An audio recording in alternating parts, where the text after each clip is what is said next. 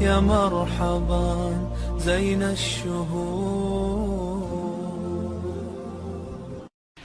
آخر کار الوداعی گھڑیاں آ پہنچی.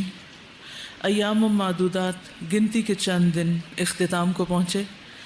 ان ایام میں جو بھی نیکی کا کام ہوا وہ اللہ کی توفیق سے ہوا.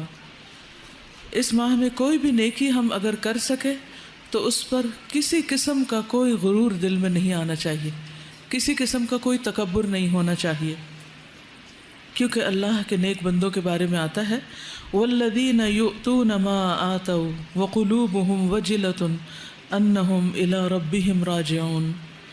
اور جن کا حال یہ ہے کہ وہ اللہ کی راہ میں دیتے ہیں جو کچھ بھی وہ دے سکتے ہیں، پھر بھی دل ان کے اس خیال سے کانپتے رہتے ہیں کہ ہمیں اپنے رب کی طرف پلٹنا ہے. یعنی ان کا ہم و غم آخرت ہوتی ہے.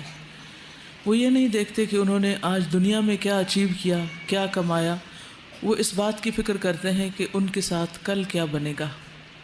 محنت اور کوشش کے باوجود اس احساس کے ساتھ کہ حق تو یہ ہے کہ حق ادا نہ ہوا، ایسے میں دل سے ایک آواز آتی ہے کہ اے رب تو ہمارے اعمال کو نہ دیکھ، اپنی وسیع رحمت کو دیکھ. تو ہمیں اپنا قرب ہماری عبادت کی وجہ سے نہیں، اپنے کرم کی بدولت عطا فرما. تو اپنی عبادت کو ہماری آنکھوں کی ٹھنڈک بنا، ہمیں اخلاص کی دولت سے نواز اور بغیر حساب کے بخش دے، کیونکہ تو واسع المغفرہ ہے. اس رمضان میں جو کچھ ہو سکا وہ خاص تیری عنایت کی وجہ سے تھا، اور جو نہ ہو سکا وہ سراسر ہماری اپنی کوتاہی اور غفلت کی وجہ سے تھا. بہرحال جو کچھ ہوا سپردم بتو مایہ خیش راہ، تو دانی حساب کم و بیش راہ.